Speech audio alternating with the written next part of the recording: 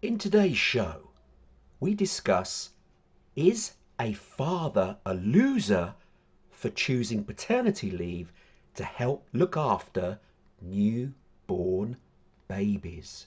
And now, the TNT Talk Show, daring to go where other podcasts fear to tread.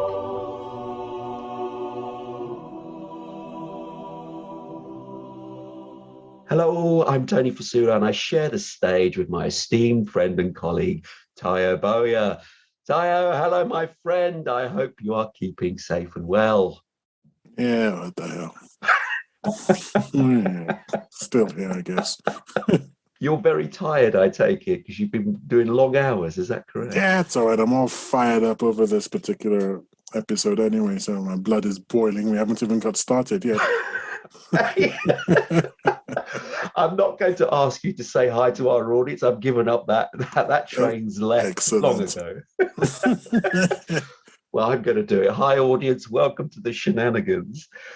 Anyway, like I said in the intro, in today's show, we're discussing, is a father a loser, which is quite a strong term, for choosing paternity leave to look after newborn babies. Now, obviously, Taya, this is the one that gets you going, so I'll ask you to kick off why it does. Some gentleman in America who is a popular or rather well-known, what you call a venture capitalist called Joe Lonsdale, castigated U.S. Transportation Secretary Pete Buttigieg, I can't pronounce the name, Buttigieg, Yeah. Buttigieg or something, I don't know, who took time off work to take care of his twin newborns. And Joe Lonsdale properly said, he tweeted, any man in an important position. Look, what's this? But it wasn't reported. You notice that he said any man in an important position. Yeah. And that wasn't reported. The important position bit wasn't reported. It's just that any man who takes 6 months off leave is a newborn. For a newborn is a loser. Right. Yeah, well, that's not what he said. So any man in an important position who takes 6 months off. But I think that's him actually chickening out and not manning up, because I believe it's any man who has a wife, should I say, because obviously there are certain caveats here. If, for instance, hope it doesn't happen, but if a wife dies in childbirth, during childbirth, well, obviously, the man has to take time off. That goes without saying. Nobody's talking about that. But if the woman is at home, the mother is at home, looking after the child, what are you exactly bringing? You're helping the mother. I think if you go to work hard, bring home money, I think that would help the mother. And the idea that our ancestors who had more children than the women of the past, when they were breeding like rabbits, if you want to put it in a not very politically correct way, but when families had more children, they were home and they were handling all this. So are we saying that women today when we know they're spoiled? Yeah, I'm happy to say that on air. They're spoiled, they're entitled, they're masculinized, they don't want to be proper women, and they can't handle it. Is that what we're saying? Why can't they handle it? Our grandmothers could handle it, for goodness sakes. They could have 8, 9 children, and they were home. What's the problem? What are you bringing? What I want to know is, what is the man bringing to the party, apart from kind of being wimpy because his weedy wife can handle stuff properly? Hold on, can I jump in a sec? Please do. Right, you've made a number of assumptions here. First off, number one, I have issue with that guy who tweeted that item that he said. If he'd have tweeted it standalone, fine, he's valid to make his point of view. He tweeted it on the back of Mr. Guttenberg actually saying he was taking the time off. Now, who is he to look at someone else's life and comment what goes on behind the scenes? Number one, he has nothing to do with Pete Guttenberg, I think that's his name. He doesn't know his personal circumstances, doesn't know what's going on behind the scenes. And Pete, you said he had twins. Okay. Now, let's get this into context. You said that grandparents and people in the past used to look after the kids while the man would go to work. Yeah, because back then, if the man didn't go to work, there was no money, there was no food, they have no choice. Nowadays, when you take paternity leave, you are being paid to be at home. So if you had a choice and to say, well, actually, I can go to work, I'm still paid, or I can take time off, guess what? Still paid. I can spend some time with my child, not necessarily my wife asking me to do it, because I want to do it. I want to build a relationship with my kids. I'm actually enjoying the fact that they're little, they're just born. I like to see them help out and be there when they're born. Why can't I choose to do that? Why does that make somebody a loser for that choice? It's because they've made a choice. Now, if they had to do it and they were losing money, you could question the fact, why are you doing it? You're not getting paid to be at home. You're doing it, yes, to help your wife, but you're getting no money. That's a different argument again, because then it makes sense that you are now taking money away from the family home by being at home. And you can then justify, say, well, actually, what's more important? You bringing money in to help the whole over family and feed everybody, or you being at home helping your wife? If you've got the choice of being paid to be at home, guess what? How many men would say no to that? I'll take the first question first. When you said, who is he to make a comment about whether this chap should have taken paternity leave for 6 months or not? The answer is he's a taxpayer. This guy was Secretary of State for transport, and so he gets his money through he gets paid through taxes. And when you're paying someone, you can ask questions, and any taxpayer can ask questions about where his taxes are going. So it's like, hang on, where are my taxes going here? They're going to support this guy who's going to go sit at home for 6 months. So that's the answer to that question. He's a taxpayer. We're allowed to ask questions. And let's say that the chap, Gutenberg, whatever his blooming name is, who took the time off, the paternity leave fellow, let's say that he was a private citizen. Then within reason, you might say, yeah, what's he got to do with Lonsdale, with the guy who made the statement? Yeah. You might say that because I think where you're right, though, is that he said he might not be aware of the personal circumstances. The chap's wife could be ill, for instance. She could be poorly, and she might need that extra support. Those are the edge cases where I don't think any normal human being is going to have any objections. I certainly don't. So it is a good point that you have brought up, and you say, well, can we ask a few more questions? But I think he was making a general statement, and yes, he did use this guy as an example, but it was actually more general, like that any man who takes time off in an important position. Now, if we take that out, any man who takes 6 months off to paternity leave is a loser. And I think that would be a general statement with which I wholeheartedly agree. But I was only answering your question when you said, who is he to ask? In this particular case, he's a taxpayer, and it's a legitimate question, in my opinion. And then you say, well, people, when men take time off, they get paid. Well, look, you can't be paid for not doing anything. You're not productive. There's a trade-off here. So that money isn't growing on trees, Somebody somewhere is paying you for work that you're not producing. It's that simple.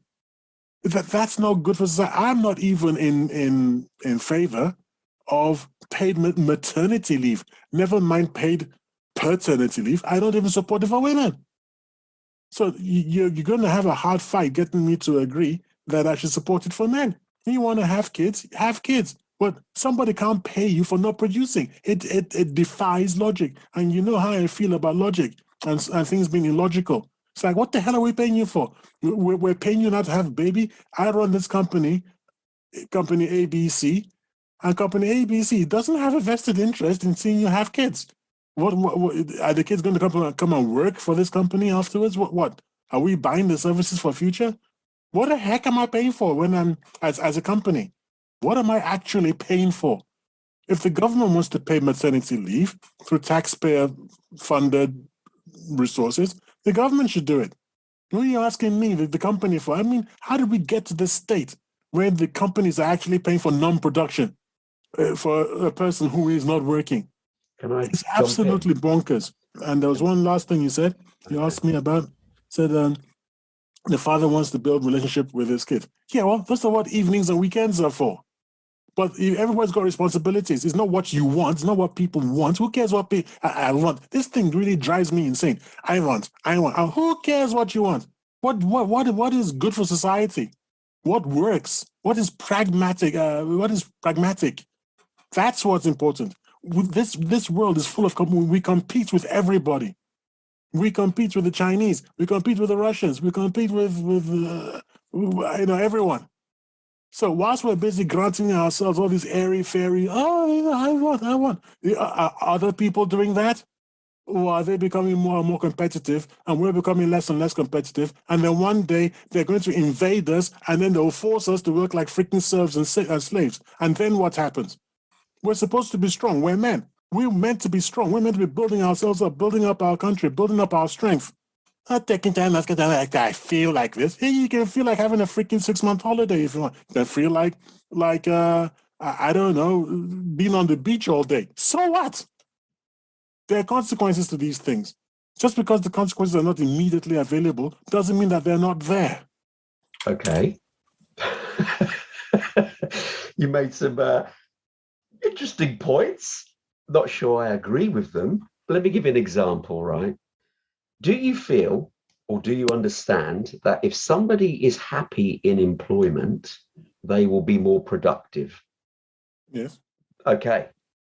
Why is it then that it goes to show that people who are giving things like this are A, more loyal to their company, B, produce more, not by the hours necessarily that they throw in, because you can have people working silly hours but not be productive. It's the end result. And companies see this. And also, paternity leave isn't just funded by the company. It is also funded by government because they made the rules. So it works two ways. Secondly, you're actually in the UK paid for 2 weeks of that paternity leave. You can take more time off at reduced pay, but that's then your choice. So the company can make a decision whether they want to fund additional paternity or not. Some companies, the bigger companies, certainly do because they want to keep their staff happy.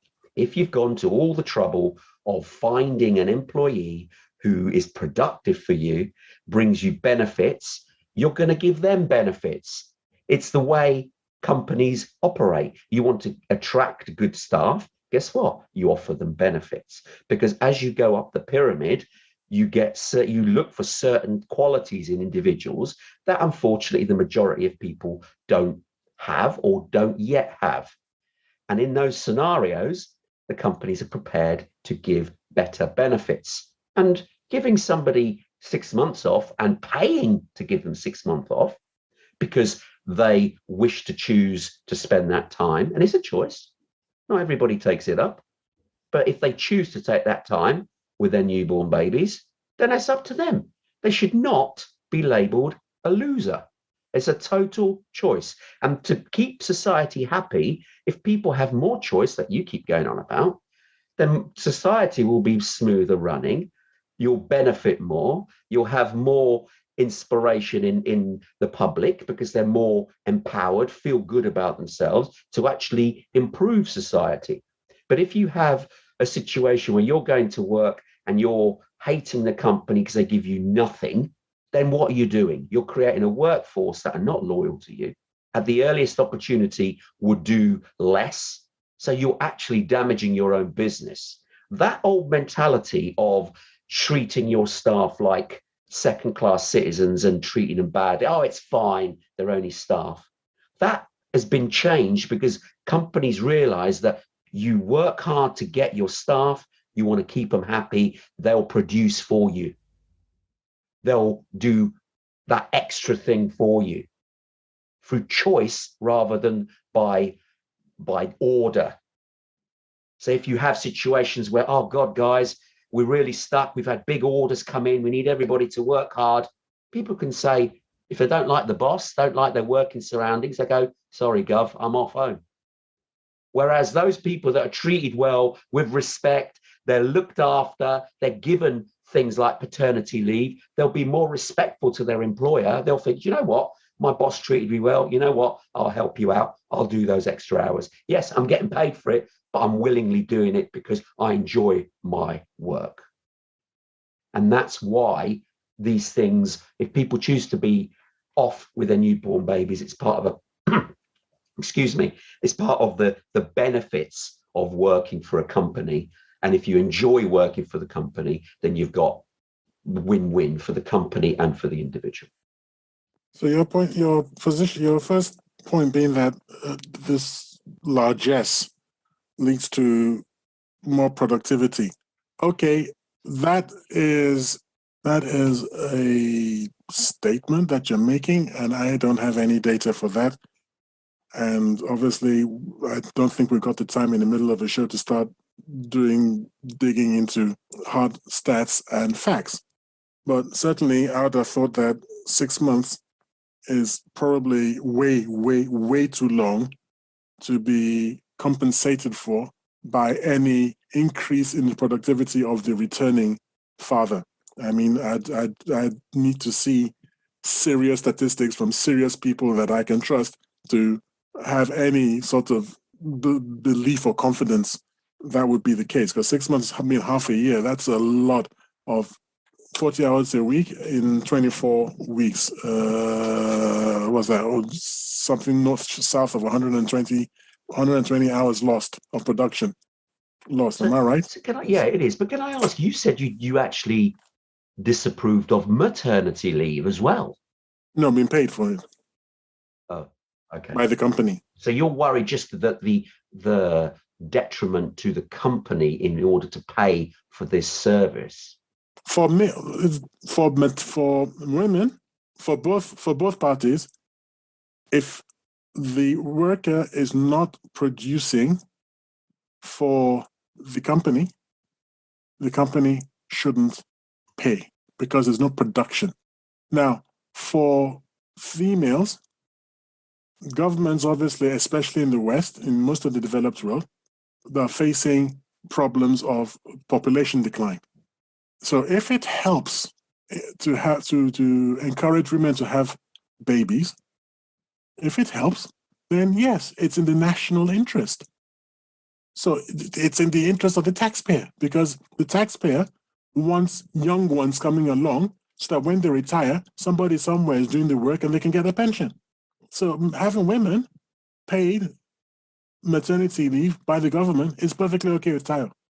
And that's my overall position. I was just trying to work out, because my maths nowadays is not what it used to be, unfortunately.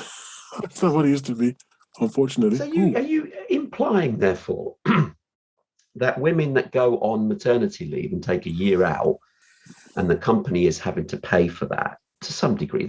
I don't believe they pay a whole year's worth. They don't. They'll get from the government. I think you get, I mean, don't quote me here.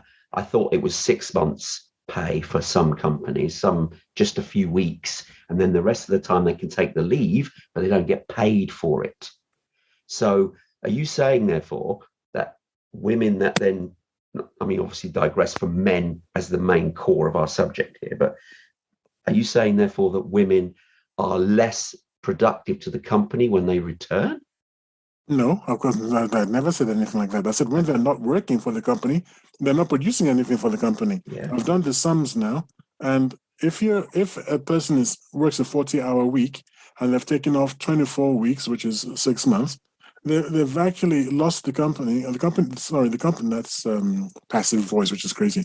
The company has actually lost 960 hours. Now, I'm saying that no matter what kind of, Udenik, what kind of super worker, what kind of Udenik the person is, when they get back into the office, there's no way they're going to recover that 960 hours. Just no flipping way. So whatever boost in productivity we're talking about before, it's not going to become, there's absolutely zero chance that they're going to get back the 960 hours. It's Interesting how you're looking at productivity based on time. That's not how it works. End result is what it works at. If that individual can bring in a contract worth millions, then it's got nothing to do with the time that they've taken away. It's the value they're giving to the company. I'll put it to you that most secretaries are not going to bring in millions. I mean, most people are not going to bring in millions. And the kind of people who are going to bring in millions in their contract are very, very, very unlikely to be kind of people who take 6 months off, to be honest with you. Well, you just said in the start of the show that the argument was being had for people who are in high positions taking time off. To not take time off. That's what the guy said. He said people in important positions, i.e. the kind of people who are going to bring in contracts worth millions, are losers for taking time off. That's what the guy said. That's what Lonsdale said. And I'm saying it's forget about whether it's a high position or not. It's my argument. I'm making it even more general than that all men who take time off, well, with the caveat that there aren't particular edge case circumstances in the family, which means they have to take time off, obviously. But I'm saying that generally speaking, where the situation at home is normal, the wife is normal, the child's birth was normal, everything is normal, why is the guy taking time off work? That's my position. Let me ask you this then. But you raised a lot of points. I want to ask this to our audience. I want to ask our audience now, especially the female listeners, if they're listening out there. Those of you that had children, was it a bed of roses when you had your kids? When you first come home, were you in tip-top condition, or can we sort of assume that those first few weeks after childbirth weren't your best? I'd love to open that question to our listeners and see what they feel. And I've got to ask how they feel, because they've just gone through a major bodily change to actually produce an offspring, a child. So how do they feel during that time? Are they at their best? Or would they mind that their husband or partner, whoever that may be, would give them some support, even if it's just for a couple of weeks shortly after childbirth? I would like to ask our audience that question. So please comment back on your view. But I'll hand you back to Tayo on that argument. Please continue, Tayo. So the question of more productivity, which I was answering, is like, frankly, is not going to be recovered. It's just a pure loss. Then the next thing you said was government participates in providing paternity funds for paternity leave. Well, I don't know what the government is getting out. I don't know what the taxpayer is getting out of that. Nowadays, in Western society, women are today the gatekeepers of sex, really. They don't have a choice. I mean, they have a choice. Maybe in the past there wasn't any choice. But in some parts of the world, women still don't have a choice. They have to reproduce because they get married off at a young age, and they don't have a say in the matter. So that's not the situation in the West. In the West now, women have to be cajoled, if you like, into having kids. But what's that got to do with men? Offering a man paternity leave isn't going to make him want to have kids if he doesn't want to have kids. So I don't really know why the government would be spending money. And I've already said I have no idea, zero idea why companies are spending money. And then you made the point that it's only 2 weeks that parents are supported financially by the government rather than 6 months or whatever it is. Well, as I've already said, if it's for maternity leave, if it's maternity leave that's been paid for, I don't care whether it's 6 months or 2 weeks. I mean, I'm quite happy for the government to pay more because I realize that our population is declining and we have to do everything possible to maintain a healthy population in order to maintain a healthy society, and so that people can show up to work hard and to pay for your pension and mine, Tony. So it is a bit of self-interest there. Now, you also spoke about, you said the word loser is strong, too strong. Well, weaklings are losers. So a weakling is somebody who wants to sit around and prance and smell it, so gaze at his navel and smell incense and do all sorts of things and say he's helping out or whatever. It's like I don't know. I'm not impressed. I mean, it is strong, but then it's a strong situation, and we better flipping say so. And if necessary, if we have to shame men into being real men, we have to do it then. And then you said it creates a happier society. Yeah, sure. Encouraging laziness always creates a happier society. But a lazy society is going to get overwhelmed by people who aren't lazy. So we better not be freaking encouraging people to be lazy. It's lovely to be lazy. Who wouldn't want to be home, not just for 6 months, all year, and be paid for it, for doing absolute zippo? Me and my couch and my TV, we've got a very intimate relationship, very intimate. And I'd love to be more happily ensconced on my couch, watching everything that I want to watch on TV. That to me would be the lap of luxury. Unfortunately, life isn't like that. You got to get out there and freaking work, man. You got to compete. You got to help your country compete. We have to think just more outside ourselves and think on a societal level. What is not only good for me, what's good for society? What's good for my own children? I don't want my children and my grandchildren to be serfs because somebody else is ruling over them. I want them to be strong, and if necessary, rule over others. Dominate or be dominated seems to be the rules of the game here on planet Earth. And we better learn the lesson. Oh yeah, you said that if a company treats its workers badly, which I don't know why he said not paying for 6 months of maternity leave, he's treating your workers badly, but that wasn't in reference to that. It was just generic. Oh, okay, sorry. So yeah, I don't think you should conflate generic situations like that with very particular cases about paternity leave. So I sort of reject that conflation. But at the same time, tongue in cheek, ladies and gentlemen, firmly tongue in cheek, it seems to be working for Amazon.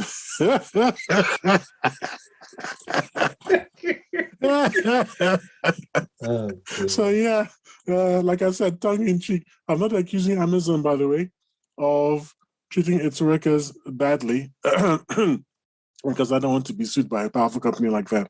Besides which, I love getting my packages on time. Well done, Amazon, for delivering my packages on time. Try and be nicer to your workers if you're not being nicer to them. And finally, is it a bed of roses when the mother returns home? It probably isn't. I think one thing that has been lost, especially in Midlands, no, not so much in the Midlands, yes, in the Midlands, and especially in the south of England, of the UK. One thing that has been lost is support, is that extended family support that you find in the north. Because in the north, in the Yorkshire, that sort of area, they've got very strong family bonds where, sisters, aunts, mothers, they all lend a hand.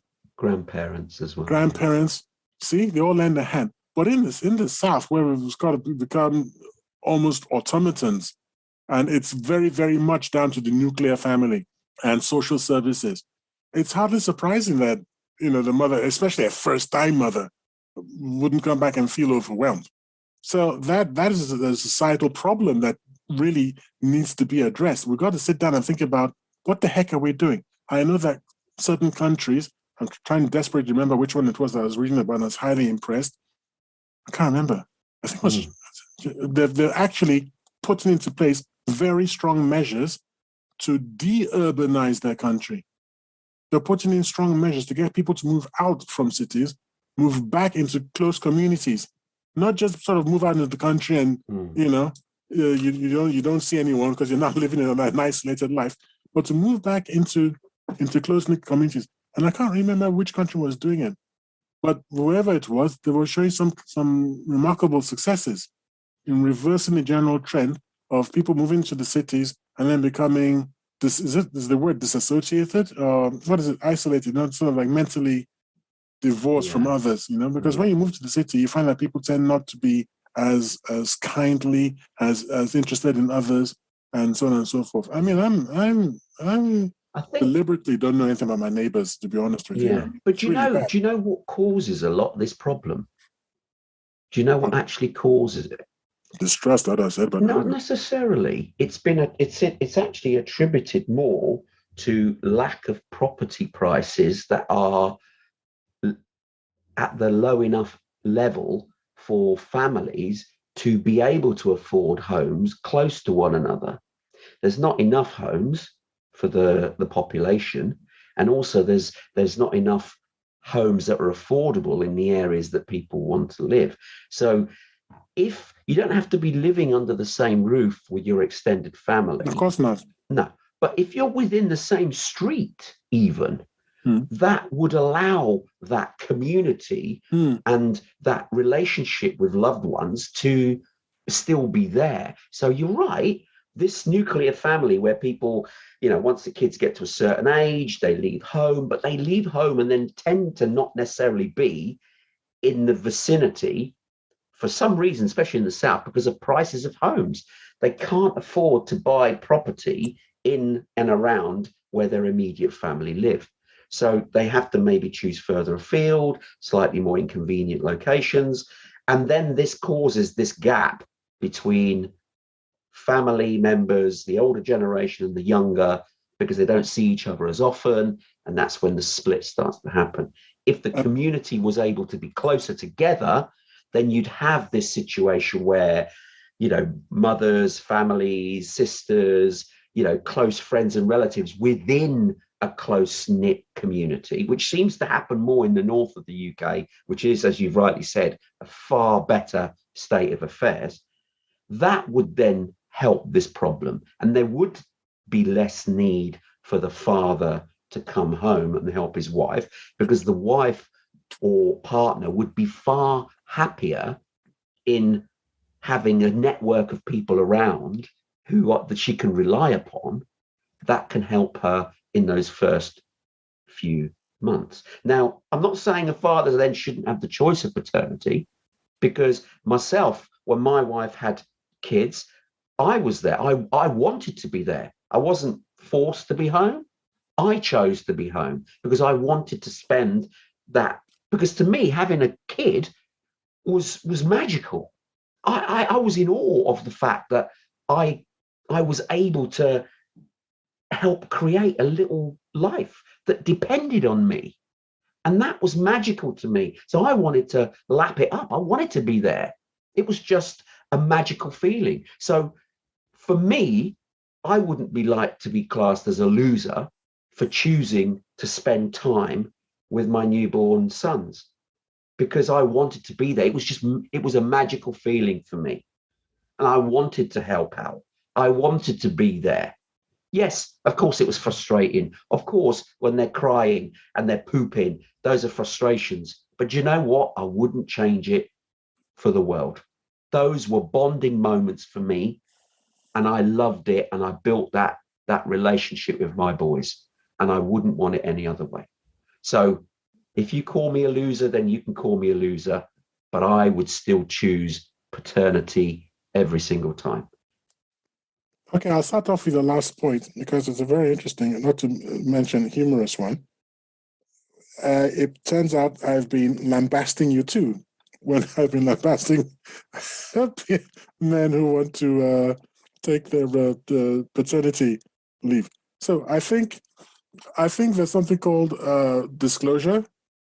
I think when someone is going around casting aspersions madly about, it's probably a good idea to own up and say, in full disclosure, yes, I make full disclosure that I too am a father who took paternity leave, etc., etc. Because of course, if I had known that I was casting aspersions on my esteemed friend and colleague, I might have I would definitely have tempered some of my more acerbic remarks rather than just let it all hang out. I mean, I would still have, my general trajectory would have been, I don't agree with paternity leave, and I still don't believe in paternity leave, but you don't really necessarily want to call your friend and colleague a loser. So I think you could have mentioned something like this at the top of the hour. Rather than at the tail end, when we're like, after I sort of put my foot in it. But there we go. On air, didn't you just admit on air that you also took paternity leave? What? Sorry? Didn't you just say that? Or did I Me? mishear? Yeah, you. No. Oh, okay. I thought I must have misheard. I'd love to go back and play that. I said when a friend and colleague like you, I was talking about you. Oh, I see. You didn't admit yourself that you took paternity leave during that What do you mean discussion. admit? Who told you I took paternity leave? For what? What do you want me to do at home? To help I don't your know what I wife. do. Sorry? To help your wife Well, in first of all, my kids were born in Nigeria. So the first thing is they were born in Nigeria and we had a nanny and we had all sorts of other things. So oh, it's not okay. exactly the same. But even Right. if we Okay. hadn't, you can rest assured that I'd still asking the same question. When I get home after work, if there's stuff that I can do to help, I will help. Why wouldn't I? Yeah. Why wouldn't I help if I once I get home? But being sitting at home all day doing what? Because what are you doing? Why are two of us here? No, forget about that, bud. I'm not accepting that. And then But what's the first you thing we're just talking about? openly admitted on air you had a nanny. So that would Yeah, I give said, you. yeah, of course, I was saying, but I also said, but if we were here, if we had been here in the UK without a nanny, I still wouldn't have taken paternity leave. Okay. Let me ask you a question. If your wife now asked you, Teo, please, I need some help, you wouldn't take paternity leave. Oh, that was for what? For help, you got to tell me for what? Because I said there are edge cases. What's the problem? If she's having mental issues or something, then obviously we have to sit down and talk about it. I will help when I need to, but I'm not going to volunteer. I mean, it's like I don't know what I'd be doing. What value am I adding? And if I need companionship or something, I'd see that as being really weak. So what do you mean you Why need do you see that as weak? It's weak. What do you mean you need companionship? Companionship to do what? What is a companion exactly? We sit down and I talk to you, talk to me. All right. I tell you what, call me. I'll take the call. We'll do face call or something. I don't know. I don't need to be here. And why do you feel this way? Do you need to go on a plane, to get on a plane with the baby and return to Nigeria for a while and go and sit down with other people in there? That's what I'll be looking for, a solution, which does not include me sitting at home with her because to offer some kind of weird ass companionship kind of thing. It's like, that's not on the table, man. Okay. Do you understand, therefore, that women's emotions, or do they? I don't hope you're not just discounting them out of hand, but do you not realize that when a woman goes through labor and childbirth, emotions are completely changed?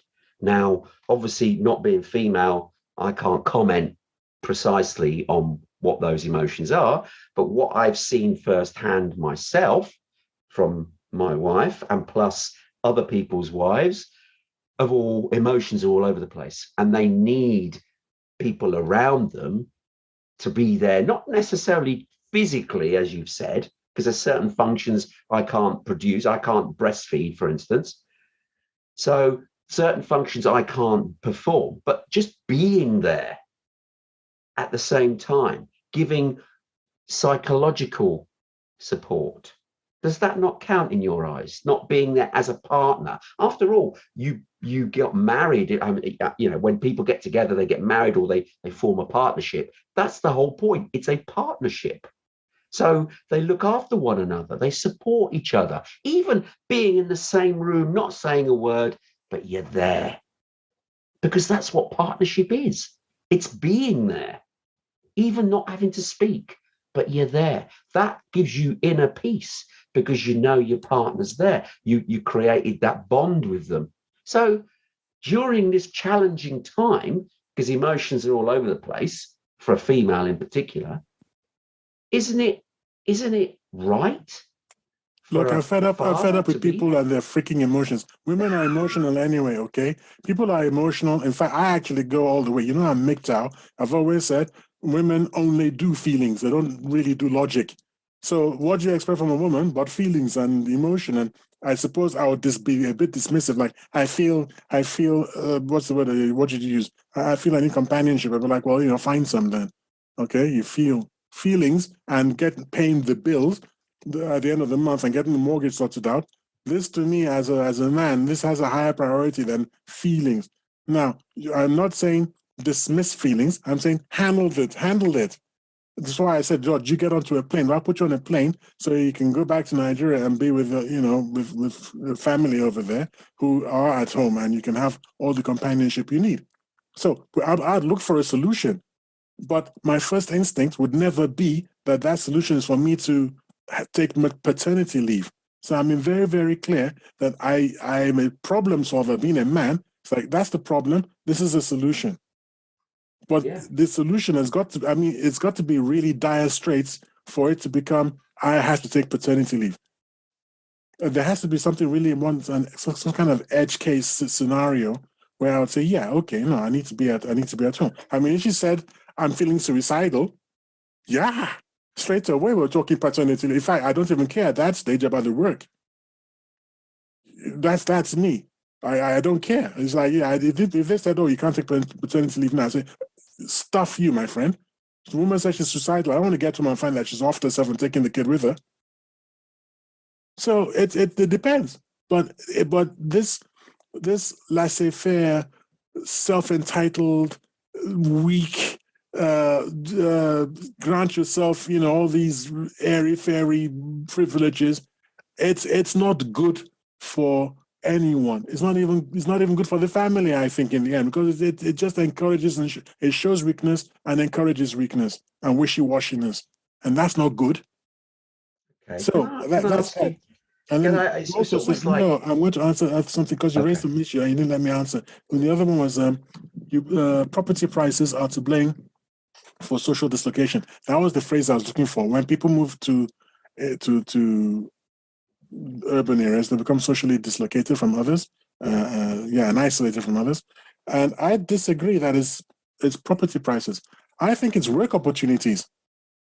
So, I'll personalize this. Case in point, my young one is off at uni now. She's going to finish soon, hopefully. But she's not going to find, I think, suitable work in Northampton for what she's studying at uni. She's going to have to look elsewhere. Without government actively doing something to distribute centers of commerce, which is what this country, I'm trying to think, is it Finland or something like that? What is blooming country? I'm trying to remember. What they've done is that they've made it far easier with taxation and other emoluments and encouragements to move out of cities and things and to go elsewhere. So if people don't have to leave the depressed areas of South Wales because companies move to South Wales on purpose with the help of government, then they can rebuild their communities. In the old days, of course, in the Victorian era and so on and so forth, when the first industrial revolution, when that happened, that's how these communities were built in the first place. When industries started out, I remember watching something on TV not so long ago, which was where this chap, who is still celebrated in South Wales, was he in mining or some kind of industry he created, and he created an entire town based around that company. But he was so paternal that it sounds horrific to me today. It was mandated that people had to go to church on Sundays. It was part and parcel of working there. You had to go to church on Sundays. You had to do this. You had to do that. It's like, guy, I'm working for you. When I'm not working, I should be my own man. But they still love him. His name is still held in high regard, which is amazing to me. And that's how that particular community was built. And they had this huge, great, fantastic, this is what the program was all about. They had this fantastic community spirit. And it was only with the loss of so many men from that town in the First World War, and they apparently lost, 40% of their workforce in the First World War, which really sort of hammered them, which is another story altogether. But yeah, I think if you give people the opportunity to stay where they are, they will stay where they are. Why am I in the UK? Well, can I answer that? very My man, the quickly. UK, how do you know? Well, the thing is, hasn't COVID we'll look at COVID in a positive way. Hasn't What? COVID brought the opportunity to rebuild communities? You can look at that. I'll make the link is because now a lot of people can or have been forced to work away from the original location using technology. So technology has allowed people to remain in their communities and still work. So a positive of COVID, where it's allowed people to work remotely, has allowed those small communities to remain communities because the people haven't had to leave to travel to a different destination or relocate to that destination. They can stay where they are because there's still been a lot of jobs. But, employers have still employed people during COVID where they haven't needed those employees to travel to a geographical location. Instead, those employees have had to work from wherever they happen to be. And that means they can stay where they are, which certainly helps. So communities, COVID in a strange way, has allowed that to happen, which is good. Yeah, okay. But the point being that it isn't property prices, which is the only point I was trying to make. That's actually work opportunity. That's the point I was trying to I make. think the two do go hand in hand because work opportunities in a particular place, property in a particular place, that also has a bearing. So the two could go together, absolutely. It's not just opportunities for work. Well, this Because would boil down to otherwise, if property prices weren't a problem, you could, in theory, bring all your immediate family and go to where the work is and buy a property and all live there. But because of the property prices, you're right, the job could be in a different location. It's just not feasible to lift and shift your whole family and your family network and move to that location. Yeah, of course, you're not going to move your family network. We're talking about extended family. Yeah, well, So you're not going to. It's not even if houses were like £1 a shot. Not everyone's going to be willing to up sticks and freaking move somewhere. Well, they would. Imagine if houses were all. What do you mean they would? If I was living, I'm living here, and someone is down the street there, and it's like, you know what? It's going cheap in Pembrokeshire. I don't even know where Pembrokeshire is, but I think it's suitably far away. I think it's suitably far. Wales, my understanding. Is it? Okay. Yeah, whatever. So wherever it is, say, I found houses that are £1 a shot there. I don't want to go. I don't want to go. So it's like, no. I don't buy what you're saying, but it's not really part and parcel of this paternity thing. So it's just a side.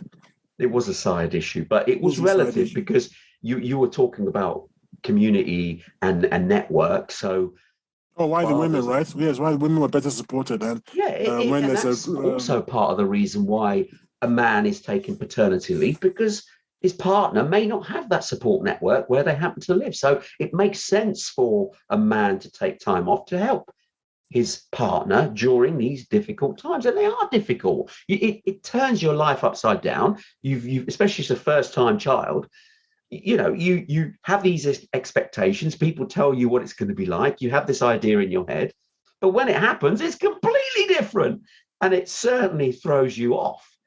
And so you need all the support you can get. And as you say, if you don't have a support network around you, then it makes sense that woman is going to be on her own. She needs that help. And the father being woman should man up, my friend, okay? Oh, even if obviously that's tongue in cheek. No, but hang on, you've made your point. No, I'm going to answer this. This is still being weak. It's still, I mean, men are supposed to be stronger, but you can't just let the women off, and you can't just let the women off and say by doing that. It's your interpretation of what weak and strong is. You think that a man being at home with a child and helping out is weak, then I think you've misunderstood what that word means. Weak is no, because different. This is going to be something where you and I argue about it and say, I'm going to say, no, you misunderstand what being strong is. Being strong is stepping in and solving. Being strong is stepping in. Sorry? Define strong. Solving problems, taking care of business, And taking care of business isn't necessarily changing nappies unless you have to change nappies. There's already somebody there who can change nappies. What the hell are you doing? What value are you bringing in? You're just letting somebody off the hook. Somebody who has no good reason to be let off the hook. If things are difficult, guess what? Life is difficult. Life is difficult. So deal with it. Stop making excuses. Oh, my husband can help me. What the hell do you think the husband is doing? He's not standing around somewhere, sipping coffee with his feet up somewhere, watching TV. He's working. What the hell are you doing? What the hell are you doing? You've got to start asking women, what are you bringing to the table? Why am I doing both things? What are you bringing to the table? You're the life giver. You want us to respect you as the life-giving gender.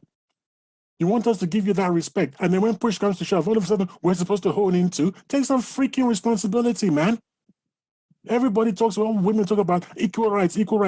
I said, nowadays, I say, hang your stupid equal rights. From now on, it's equal responsibilities. I don't want to hear any more about equal rights for women for the rest of my natural life. I've had enough of the stupid equal rights argument. No more equal rights. You already got equal rights. Now it's time to start demanding of women equal responsibility. Do you do your part too? That's what I'm saying. That is weak. What do you mean? If I wasn't doing anything, if you're not doing anything, if the man isn't working, then of course, if he's saying, if he's not working, and then every morning he's stepping out like, who was it? Is it Andy Capp? No, Andy Capp was the guy who was always lying on the couch. What character was it that used to go to the pub and be found in the pub at all hours of the day? That's unacceptable to me. That's where you can say, why aren't you at home helping? You're not bringing in anything. You're not doing anything unless you're looking for work. So yeah, under this, I've said there are circumstances where you say where it is important for the man to be at home. I've given examples of those. I'm quite happy for a man who isn't working to be at home because I'm sharing the duty. Why wouldn't you? I don't get why you wouldn't even do that. Okay. But if you're at home and you don't have a job, shouldn't be job hunting? Nowadays you can do that with your fingers, you can do that with your laptop. But back in the old days, I think it was a question of trekking around and going from place to place, and then that's understandable too, because when you get a job, then you can start bringing in money. So that's understandable. But yeah, as much as possible, I'm not saying don't help. I'm not some kind of weird, South American machismo character. That's just peculiar. I'm saying that a real man solves problems. So what's the problem? Look at it and then solve it. That, to me, is strength. Okay. But when you start talking about feelings, that's no longer strength. I don't care about your feelings. What is logical? What is practical? What's pragmatic? And then we do that. Okay. So a strong man, in your eyes, becomes weak. Woman. Okay.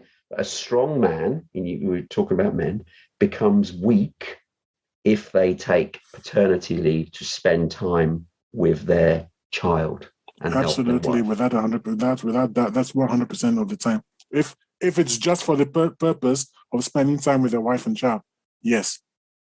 If that's the purpose, so the purpose is everything. It's important to ask what are the circumstances here, and then to deal with the circumstances. So, I'm not going to make a blanket statement and say all men. That's ridiculous. I've given several caveats, and you can't rope me to saying that because I refuse to be roped into saying that. Okay. But I give this. But your belief though is paternity leave is wrong.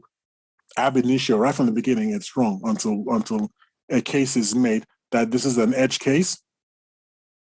At which point, yeah, it's an edge case. Like I say, the woman feels suicidal. The woman she's ill. She does. You heard of women's blues? Yeah, whatever. That's very dismissive. It is dismissive because we don't care about your stinking what do you call it? Postpartum depression, whatever it is. Postpartum depression, to me, seems to be very much a rich society problem. I don't remember hearing about postpartum depression in Africa where people have got real problems. I really don't remember hearing about it. Like you said, I don't know what we were talking about earlier, where you said you've never heard of that before. Likewise, I have never heard in living back in Nigeria of some woman having postpartum depression. It's postnatal depression. All right. Well, it's also postpartum. That's the Greek, the Latin for it. But it's okay. Postnatal's fine. Postpartum just separated from the child, from the fetus or whatever it's called, baby, whatever it's called. Yeah. So when that happens, then like I said, I've not heard of it where people have got real problems. But hey, where you got more time to sit around and invent problems, then suddenly he's got postpartum depression. Now, if that leads to self-harm, or maybe, suddenly you get home and you notice bruises on the child, on the baby, my goodness, it doesn't need saying. At that point in time, yeah, things change immediately. Even as an employer, I'd be like, what are you doing here, man? Go home. As an employer, that'd be my attitude. Never mind as a worker. I'm just this thing about when you talk about feelings and stuff like that, I get extremely dismissive. Extremely dismissive. It's like, man up. The people who built the empire that we're now leeching off of these several decades later, those people didn't behave like that. There's this story of an English. Mindful of the end of the show, by the way, so you need to wrap up here, but go on.